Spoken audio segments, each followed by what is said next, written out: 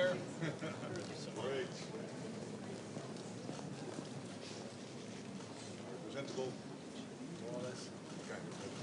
Social media. Yeah? Yeah. Okay. Yeah. Hi. Yeah. I met him yesterday.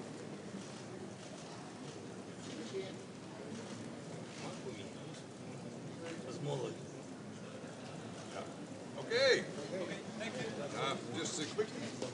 These people, they are your biggest friends. These guys are amazing. North Macedonia.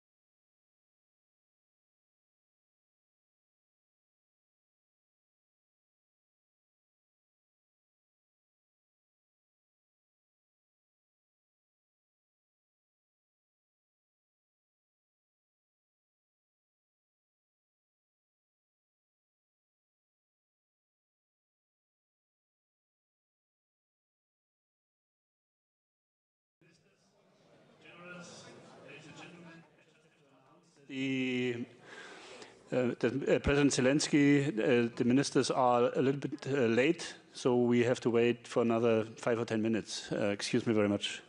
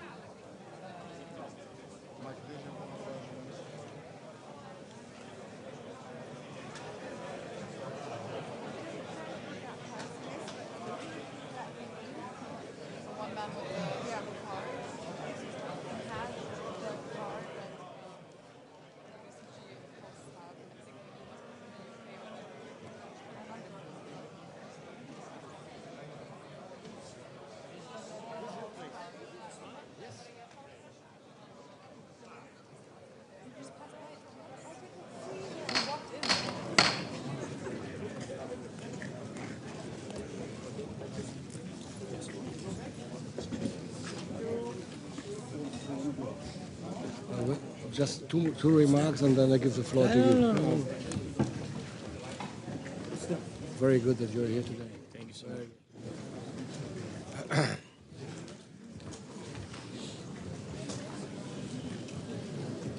Yeah, you can. Yeah.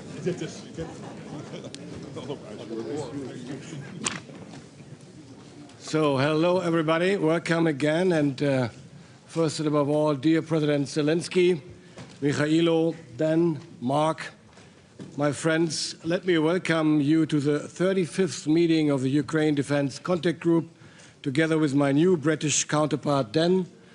We are honored that you, Mr. President, joined the UDCG once again, and I'd like to give you the floor first, Mr. President. Please. Thank you so much. Yeah. Thank you so much, dear Minister. First of all, I want to thank all of you, all the defense ministers and all the defense leaders here today, Secretary General Rutte, Minister Pistorius, and with us today, as Minister said already, the new UK Defense Secretary Jarvis. And it's good to see you, and I wish you success in your new role. Some of you, dear friends, I remember from the very first days of this war, some ministers have changed over time. But what matters and what has never changed is our determination, our cooperation, and our support for one another. You always look for ways to help, and you find them. And because of you, thousands and thousands of lives have been saved. Dear friends, thank you, and I'm glad that this format remains as active as it needs to be. Thank you so much. It's important that we are meeting right after such a strong G7 summit in France, and we had good meetings and talks with all the leaders, including President Trump. The President of the United States is very clear about increasing pressure on Russia to end this terrible war Russia has brought against Ukraine and all of Europe.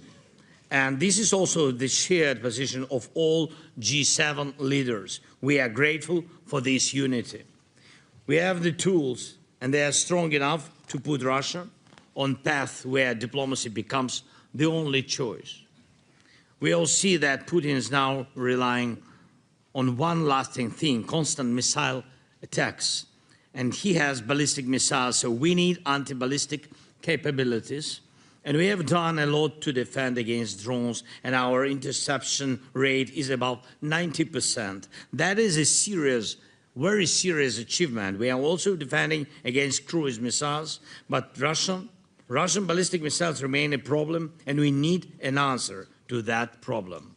So today, Ukraine and Germany are taking very important, I think, important joint step. We have some technologies, Germany has some technologies, and today our defense ministers signed already an agreement to bring these capabilities together. In Ukraine, we have a company that is capable of producing ballistic missiles. Firepoint is moving toward this. And you have the capable companies as well. We have discussed this many, many times at the leaders level. There will be meeting at the NSA level, and we have already had meetings at the cell level. So let us do this for our common defense as quickly as possible. And we invite all countries to contribute to these common efforts as much as possible. Our anti-ballistic coalition, all the countries that are part of it, must demonstrate full capability and deliver real results. Better this year. By this winter, we should already see concrete outcomes from our joint work on anti-ballistic defense. This is something we all need, not only Ukraine, and it is a long-term effort. Please support it at every level and in every possible way. I thank all of you who support our work through the Pearl program. Thanks, Mark, for your personal involvement. Thank you very much. Right now, it is making a real difference alongside all of our bilateral cooperation. Sometimes these delivers make the difference literally day by day. When we know that Russia is preparing a massive strike against Ukraine, and we are able to receive Patriot missiles the day before that attack, it helps save lives. So timing matters. And I know that some countries have already prepared decisions on new contributions on Pearl, and I'm very grateful for these. Please, let us implement these decisions as quickly as possible. And we have heard that some countries would like to announce their contributions to Pearl at the summit in Ankara this year, but that is still several weeks away. Let us make these important decisions here at this meeting so that we can deliver the weapons needed for protection. Russia attacks Ukraine day. So please do not postpone, even by a single day, what can be done through Pearl today. And dear friends, you have probably all seen how Russia struck the Kyiv Pechers Lavra with drones. And it's one of the most important Christian holy sites, not only in our region, but for the entire Christian world. It was from the Lavra and the hills of Kyiv that Christianity spread eastward across our part of Europe. Attacking such places is, in fact, a crime against humanity. Of course, we are preparing our responses to such Russian attacks. And today you can see one of those responses in the Moscow region this morning. So our long-range sanctions are hitting Russian oil facilities, refineries very, very effectively. And Russia is already facing fuel shortages, and that federal budget revenues are falling significantly. And at the same time, our mid-range strikes are seriously disrupting Russian military logistics. But Putin is not stopping this war. He insists on continuing it, so the pressure must grow. Every project supporting Ukrainian drones and our weapons production in Ukraine, and together, of course, with you, with partners, and every sanctions measure against Russia for this war, all of it must grow. And of course, we are ready to share our experience more actively. Already, within our drone deal format, 15 NATO countries and 12 non-NATO countries are involved. These are different regions of the world, and we need to be active everywhere. Let us use today's meeting to discuss at the team level what is needed to speed up this work. Everyone can see that Ukrainians are strong, and I'm grateful to all your service members and to everyone at the political level and to everyone in your defense ministers who treats Ukraine and Ukrainian soldiers with respect. And more than once, I have heard that it is not only Ukraine that needs the support of Europe and all other countries represented here and in our other coalitions. You also need Ukraine. This is true and it matters. Everyone is interested in Ukraine's experience, in what we can do and in how we are holding back Russian aggression. Now, at the military level, we work closely together, but too often, including within NATO structures, our representatives feel that there is a limit to what is possible in our cooperation. These limits both us and you. Let us integrate more at every level of our defense cooperation, in our structures and in the alliance, so that both we and you have more opportunities to protect lives. Please, let us prepare strong decisions and stronger cooperation for the summit in Ankara so that the political level of our partnership matches reality. People can see that Ukraine is with you, and we should also see that you recognize it. Dear friends, yesterday I raised two urgent issues with Mark, and the first is the number of unmanned ground vehicles. The second is long-range artillery ammunition. Right now, there is not enough of either. We need both urgently. The funding being allocated for this is not enough. The quantities Europe is producing are not enough. what the Ukrainian army is receiving is not enough. But we can increase all of this, the capacity there. Right now, Russia is paying for continuing this war with losses of at least 30,000 soldiers every month on the front line, killed and seriously wounded. And this number will grow as we improve our ability to stop Russian attacks. All types of drones are showing strong results, and our infantry and other units are fighting effectively and bravely. And it is important to keep supporting this. Today, the Ukrainian army is effectively the main army in Europe that can deter and resist large-scale aggression over a long period of time. And after this war, this must remain the case.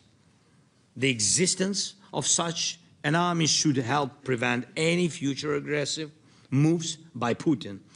That is why we need to start thinking now about how to provide the funding the Ukrainian army will need in the years ahead. I thank the European Union for the 90 billion euro support package, which will help a lot, it's true. And I also thank all of you for your bilateral support decisions, but also ask you to develop the necessary financial instruments for the years ahead to ensure the Ukrainian army remains strong enough. This would make European defense much stronger, and it would benefit all of you. If we want Europe to have the strongest army, one that can truly respond to any threat, this is only possible with long-term cooperation with Ukraine and long-term support for the Ukrainian army. This is a realistic new security architecture for us, for Europe. Let us start thinking about this now. Thank you very much for the invitation. Thank you very much for your huge support from me, from our people, from our soldiers. Slava Ukraini. Thank you. Thank you very much, Mr. President, dear Volodymyr. Thank you for all of that. And I can affirm you that the Ukrainian people, that our support for Ukraine is unwavering.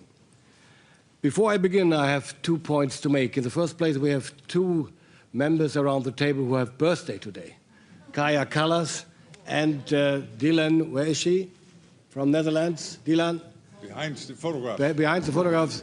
Twice a birthday at the UDCG. We never had that before, so congratulations to both of you.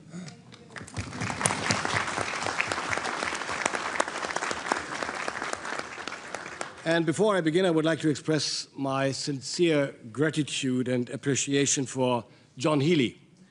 John was not only an outstanding Secretary of Defense and a strong supporter of Ukraine, he has also been a true ally and friend to me and my country. Together, we did not hesitate to take responsibility when the UDCG needed new leadership.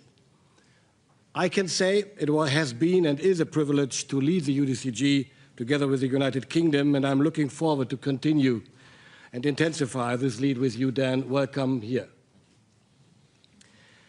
Our colleagues from Denmark, Hungary, and Latvia are also new to our group. Jeppe, Romulus, and Ravis, we are happy to welcome you to your first UDCG meeting here in Brussels. I'm also honored to welcome Bahrain for attending the UDCG for the first time. Mikhailo, during the last UDCG in April, first signs had already begun to emerge. Now they are becoming increasingly obvious. While Russia's offensive is faltering, your troops are maintaining their momentum on the battlefield. What Ukraine is doing in bringing the war to where it came from is really impressive. And this is no coincidence. The UDCG support has been instrumental. Germany supported Ukraine's new campaign plan from the very beginning and contributed comprehensively to building up significant capabilities.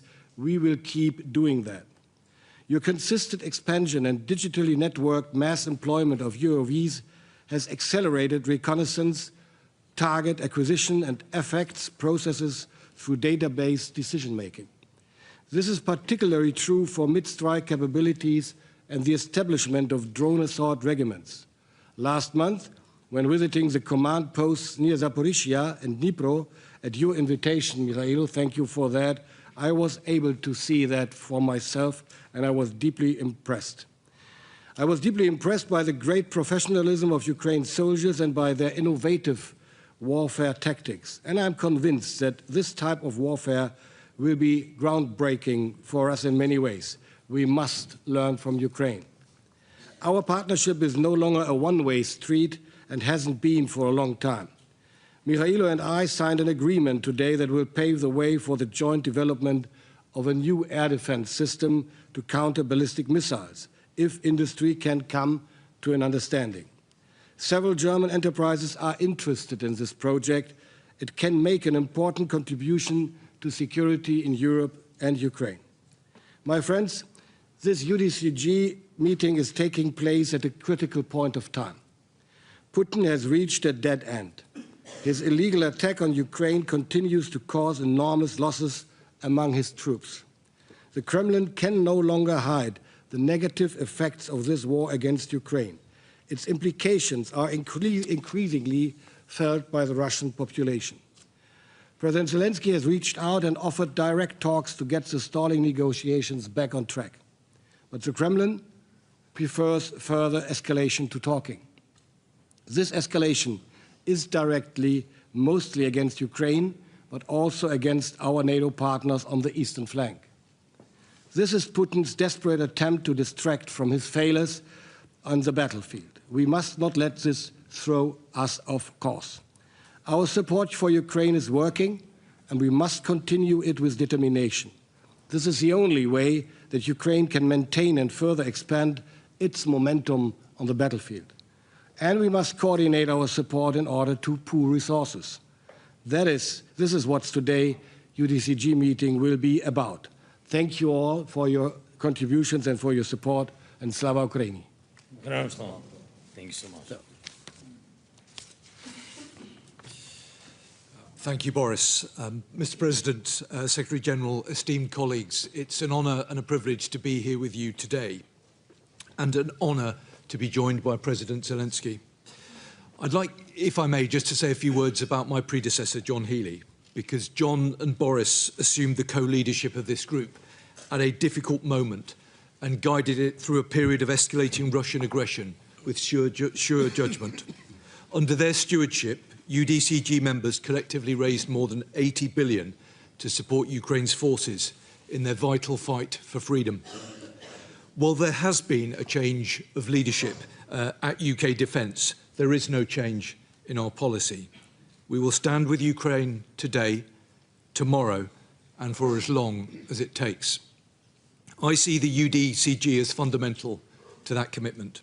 Our task is to keep Ukraine strong enough to protect itself from Putin's relentless onslaught, strong enough to confront the Russian war machine on the front line, and strong enough to secure a just and lasting peace. Minister Fedorov has made it clear throughout the year what his people need to make that happen. Air defence systems, 155mm extended range ammunition, and Ukrainian drones. Our job now as UDCG members is to make sure that they get them and get them quickly.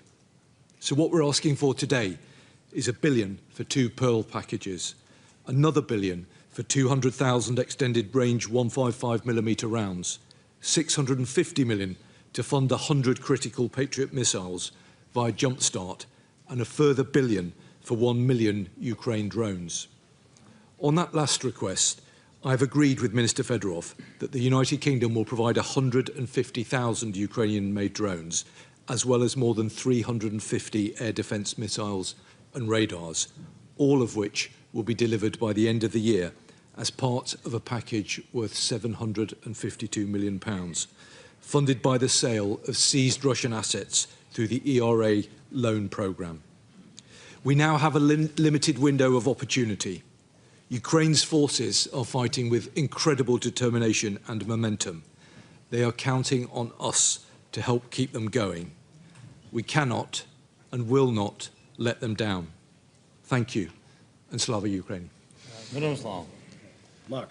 Yeah, dear Boris, dear Dan, Dear Boris, dear Dan, thank you for convening now the 35th meeting of the JUDCG. Volodymyr, Michailo, great that you're here. Thank you for joining us in NATO headquarters. And Dan, particularly welcome to you as the new Defense Secretary.